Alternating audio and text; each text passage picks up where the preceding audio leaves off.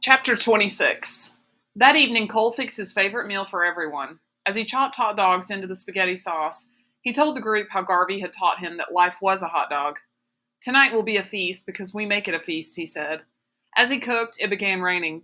Everybody retreated into the small cabin, sitting crowded on the bed, chairs, and stumps that Garvey carried in. When Cole finished preparing supper, he spread the towel on the small table. He explained the colorful blanket's special meaning. I only use this when a night is extra special, he said. Now, let's eat. Everyone ate off paper plates held on their laps. Peter toyed with his fork. Honey, why aren't you eating? Asked Peter's mother. Peter looked up and blurted, I'm not sleeping in here with him. It's okay, son, said Mr. Driscoll. Garvey will be here. He'll make sure that Cole won't. You don't have to sleep in this cabin with me if you don't want to, Cole interrupted. That's right, Edwin said. I've brought along a tent. Cole can sleep outside until you change your mind. Peter eyed Cole with distrust, still refusing to eat. Half an hour later, he returned to the trawler with his parents to sleep. His food sat untouched. The next morning, Cole hiked alone to the pond. He soaked as long as he could, his calmness shaken by how terrified Peter was of him. How could he have once wanted someone to feel that way? No matter how deeply he breathed, soaking failed to take away his troubled thoughts. When he returned to camp, he found that Edwin had already brought Peter and his parents in from the trawler. They stood on the shore, saying goodbye to Garvey. Cole overheard Peter arguing with his parents. But Dad, I don't want to stay here alone with him, he pleaded. I've already explained. You won't be alone. Garvey's here. You'll be okay. This is something you must do. When Peter turned and saw Cole approaching him, he turned away. Cole went on to the cabin. Before leaving, Edwin visited Cole in the cabin. Mr. and Mrs. Driscoll decided to leave this morning, he said. They had planned to stay longer, but realized they can't protect Peter from himself. After yesterday, I think they saw that you are no longer the problem. He's so scared of me, Cole said. Edwin poured a last splash of coffee in his mug and took a sip. Be as patient with Peter as we've been with you, he said. Don't crowd him. Peter's father appeared in the doorway. Can I have a word with you alone? He said to Cole. Cole glanced at Edwin, then followed Mr. Driscoll outside. They walked together up into the trees, where they were out of earshot of everyone else. Mr. Driscoll turned and spoke in a warning voice. You have changed some since we saw you back in Minneapolis. I'll allow you that much, but I also want to tell you, we haven't forgotten for a second what you did to our son. Not a day goes by that we don't think back to when you assaulted Peter. None of our lives will ever be the same again. Cole lowered his head. I don't like the idea of Peter being here one bit, Mr. Driscoll continued. We would never have forced him to come up here like this if we thought there was any other choice. After his second suicide attempt, Garvey convinced us that Peter needs to face you or be haunted by his memories the rest of his life. Mr. Driscoll poked a stiff finger at Cole's chest. If you do anything to hurt our son now, God help me, you'll go to jail until you rot. Do you understand me? Cole nodded. Mr. Driscoll, this island can help Peter. I know you still don't trust me, but that's the truth. I've warned you, Mr. Driscoll said as he turned and headed for the boat. Cole returned to the cabin. What did Mr. Driscoll have to say? Edwin asked. He just wished me a good day, said Cole, avoiding Edwin's eyes. Yeah, I'll bet he did. He has a right to be mad at me, said Cole. Edwin set his cup on the table and headed out the door. Stay up here in the cabin until we're gone, he said. I'm leaving the skiff with Garvey in case you have any problems. Cole watched through the window as everyone crawled into the skiff. Peter remained sitting on the shore. As Garvey motored out to the trawler, Peter glanced fearfully over his shoulder as if he thought someone might attack him. Even after Garvey returned to shore, Peter remained sitting by the water, staring at the trawler motor from the bay. Garvey returned to the cabin. Cole got up from his seat by the window and went to the cooler. There were only 4 candy bars left. He picked out a Snickers bar and started out the door. Where are you going? Asked Garvey. I have to try something, Cole said. He walked slowly down across the rocks toward Peter. When he was 20 feet away, the sound of his footsteps made Peter look up. Stay away from me, Peter screamed, scrambling to get up. Cole backed away. Peter, I'm not going to hurt you. He held out the candy bar. I just brought you this. Get away, Peter screamed again. Cole crouched and set the Snickers bar on a rock, then turned and retreated to the cabin. He sat down again by the window. Give him time, said Garvey. During the next half hour, Peter glanced at the candy bar several times but didn't move toward it. Finally, Cole pulled out his schoolwork and began working on his math. After a full hour, he rocked back in the chair and rubbed at his eyes. How are my parents? He asked. Garvey set down a book he was reading and looked up. Your mother is doing great and sends her love. Your father has filed a lawsuit to have the abuse charges against him dropped. He's also filed for your custody. You mean he wants to take me away from my mom? I think it's a matter of pride. He thinks he can always get his way and doesn't want anyone or anything to win out over him. Cole traced the eraser of his pencil across the table. I used to be like that. I know you did. Do you think he'll win? Asked Cole. Garvey shook his head. Over my dead body. Cole set down his pencil. I haven't talked to you in a long time, he said. Thanks for standing by me and for everything else you've done. How can I ever pay you back? Garvey pointed toward the shore. Pay me back by not giving up on Peter. Cole looked out the window and saw that Peter was still sitting on the shore, but the Snickers bar was gone. Cole smiled. I won't give up on him. When another 2 hours passed without Peter moving, Garvey went out to talk to him. Even after coaxing, Peter refused to enter the cabin until Cole had left and set up a tent nearly 100 yards away. All afternoon, Cole sat in the tent. After dark, Garvey brought out some hot supper. How long do I stay out here? Cole asked, shivering as he wolfed down the warm food. How long does somebody stay scared when they've been beaten senseless? Garvey asked bluntly. Good night. Cole watched Garvey return to the warm cabin.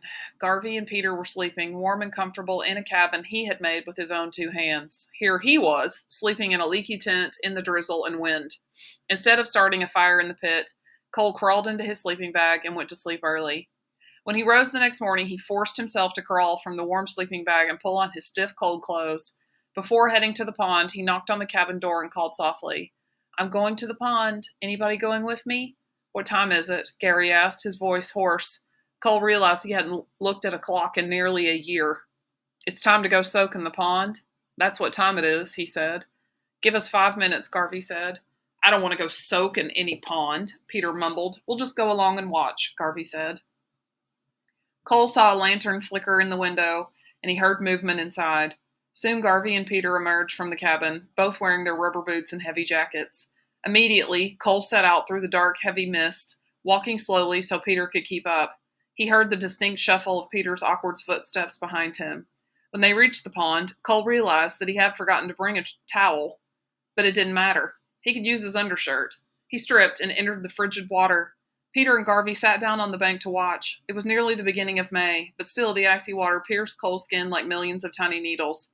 He waded in, forcing steady breaths until he reached the rock ledge on the far side. Eyes closed, he heard Garvey's muffled voice speaking to Peter on the other side of the pond, but he couldn't make out what was said. Cole soaked until his breaths felt chilled, then he waded back to shore. His body had numbed to the bone, but he didn't rush. During the last year, he had grown accustomed to the icy water. No longer did it take his breath away as it had when he first came here with Edwin. Do you guys want to carry the ancestor rock with me? He asked, as he wiped dry with his undershirt. I've explained the ancestor rock to Peter, Garvey said. We'll hike along and watch you. Cole picked up the large rock and started up the slope. He led the way, never pausing or looking back. By the time he reached the top, his bad arm ached, but he still breathed normally.